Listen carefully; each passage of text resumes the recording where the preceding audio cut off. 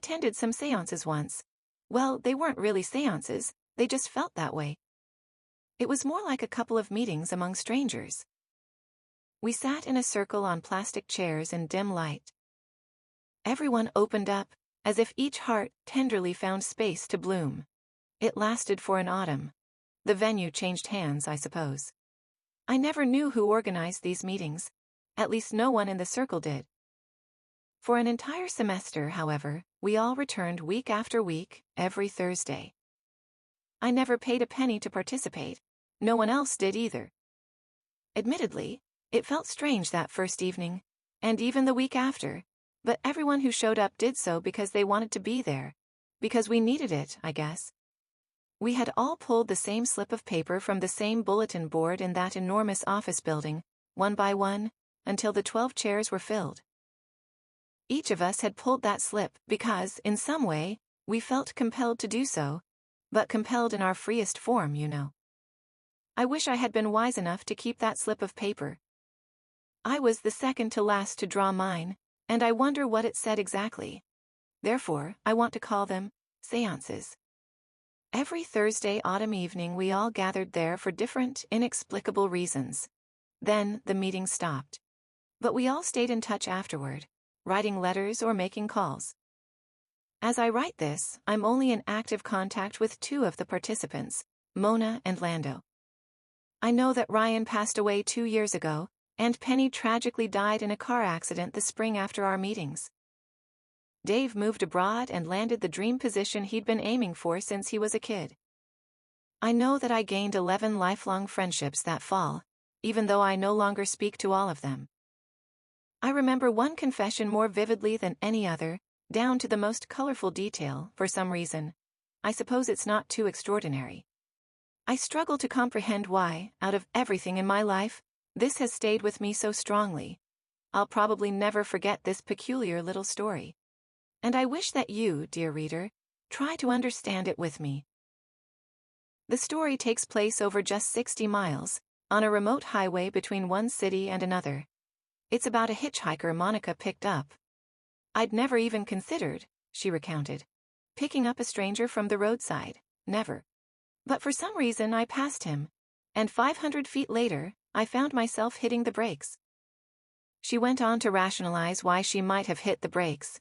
She explained that her mother had raised her to be cautious, especially around unfamiliar men, but she had been driving for almost 120 miles in complete silence. My radio was broken, the AC as well. I think I just longed for some company. Monica was young, beautiful, and newly divorced, still wearing the diamond ring on her finger that clung to the steering wheel. The divorce was a different story for another evening. Was he dressed normally? Someone in the circle asked. Or was he a backpacker? Had his car broken down? Lando wondered. This was a story from our 3rd or 4th session. We didn't know each other yet, as we would later. Monica was brave to open up. He was a loafer, she interrupted the collective rationalizing. He had long beard, gray even though he probably wasn't much older than 40, wearing a backpack and floppy clothes. Floppy? Laughter broke the awkwardness that had built up in the circle. Tattered, Monica said and smiled. You know, full of holes. Breezy's the word I'm looking for.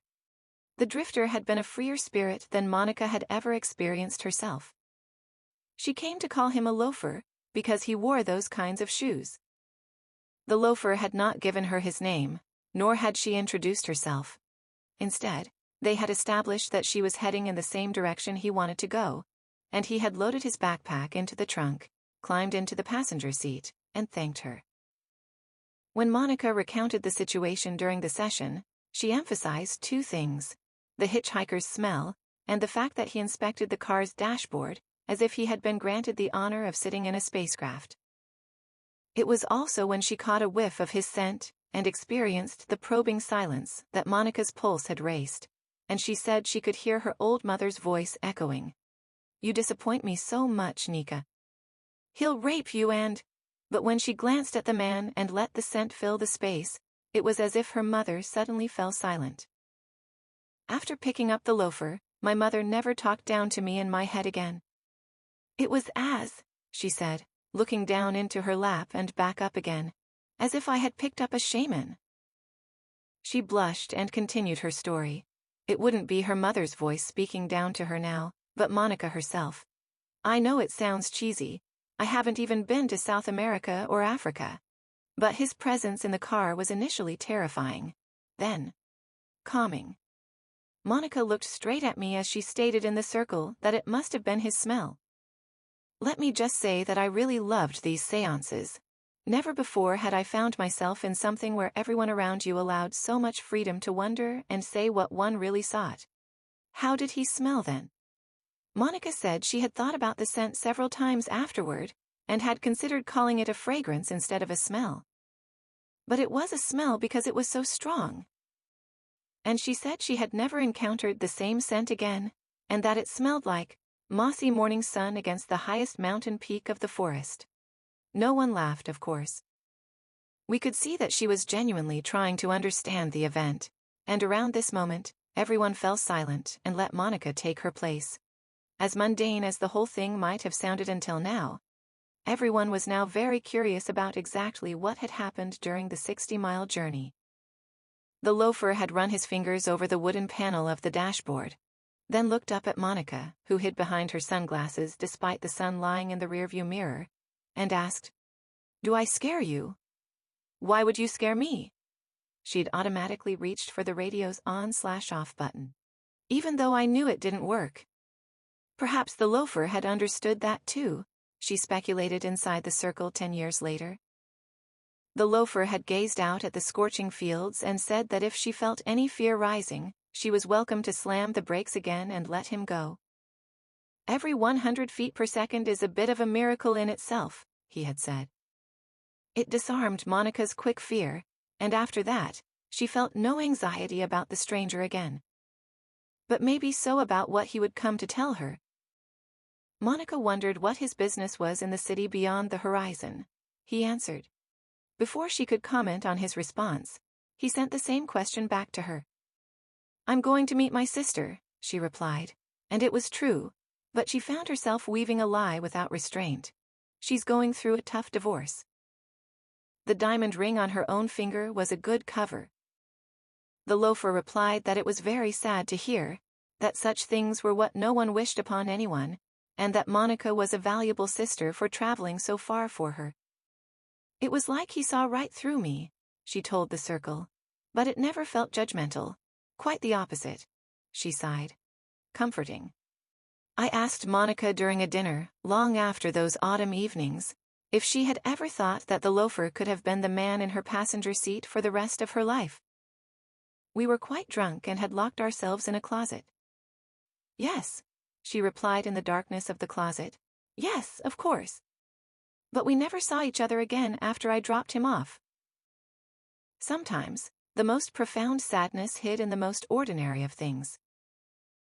Monica and the loafer had exchanged pleasantries, and some mild jokes for a handful of miles, until they'd reached a gas station where she stopped to refuel, and he had bought snacks for the journey. Monica had always wondered if the nuts tasted so good because they might have been stolen. In any case, with provisions and a full tank, the loafer had then said something that would stay with her forever. Perhaps that's why she stopped wearing her diamond ring. Perhaps that's why she preferred to live alone. But I'm jumping ahead, excuse me. As I mentioned, Monica was going through particularly difficult roller coasters at that time, both emotionally and socially, and she indicated to the loafer how tired she was, and how much she looked forward to going home to her sister. The loafer didn't live a hectic life like Monica, even though she would come to believe that he had told her the truth when he claimed to have been homeless since '86. But he seemed to listen carefully to her grievances. She felt a sense of relief in venting her thoughts, she'd noticed. She rolled down the window. The car was scorching hot. The loafer listened as she opened the floodgates of complaints about loved ones who hadn't been there for her sister. Monica was always a good and kind girl, so kind that frustration eventually, now and then, could do nothing but seep out, especially to a stranger, usually with alcohol involved. "I'm just hurt," she confessed. "I'm hurt, because one would think that it's a bit like a bank, everything.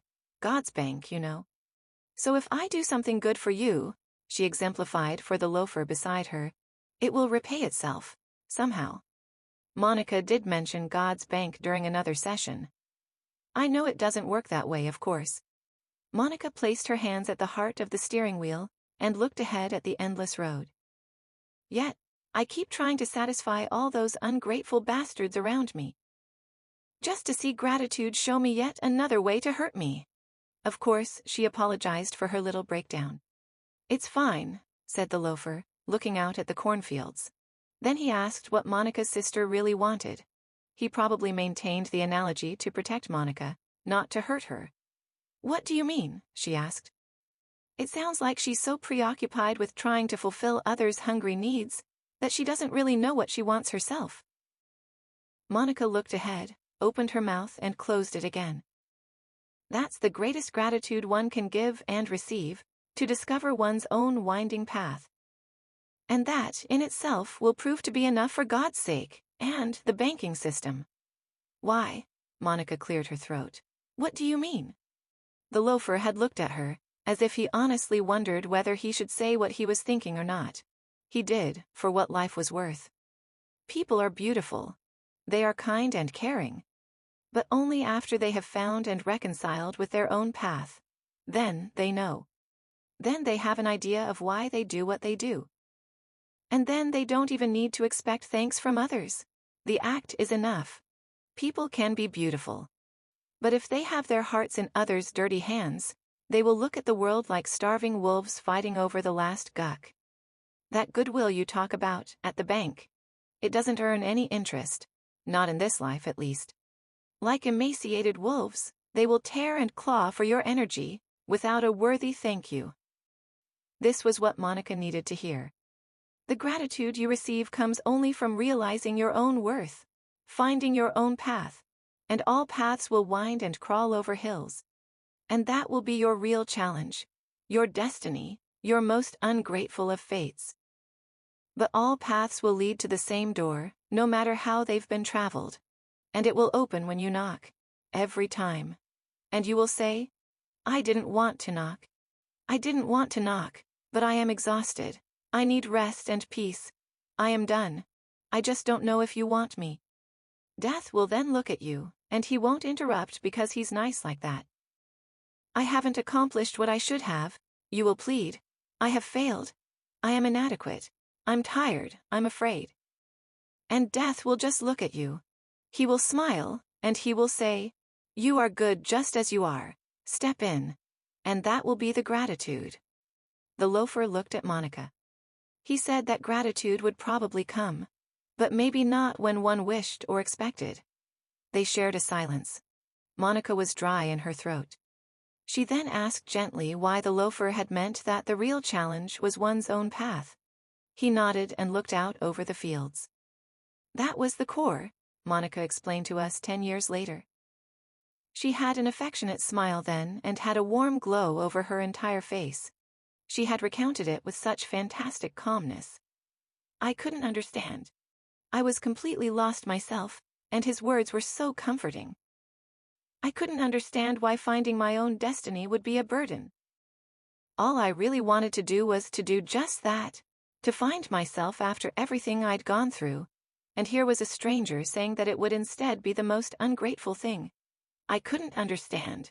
So he explained. The loafer had weighed the words carefully. All the way, he had looked at the summer outside. Not now. For the first time he looked down at his feet, down into the darkness where his loafers hid. He took a moment before he answered. But he did. You think everyone is holding you down now, don't you? He began. Just wait. You will see it happen for real, the moment you find your own path, the moment you leave them for yourself. Then you will see those who claimed to love you most leave your side. And you will find new friends on the path, but even they will slowly fall away if you continue to explore your path. Your path to death's cabin is no one else's. And if you choose to walk it voluntarily, and at any cost, then that journey will have to be done alone. The hardest part of a child's life is to grasp that what truly makes them tick is something they'll also be completely alone in. When you find your path, you will be left alone, because you walk it alone. And it terrifies the life out of all those around you who don't. I couldn't look at him, my eyes teared uncontrollably. Like now. Monica laughed in her own sniffling way, and Ryan handed her a handkerchief. Why? Someone in the circle had asked after a moment of silence, one that is usually awkward in social charades, but beautiful among those who trust each other. Monica had wiped her tears with Ryan's handkerchief, then closed her eyes as if she was dreaming herself back to the summer and that car journey. Few of us did not fear death. Even fewer embraced it. Most people didn't give death a place. But it was in your relationship with death that your life would slowly take on new form. Think of how many who have no idea of their true paths, the loafer said, and laughed.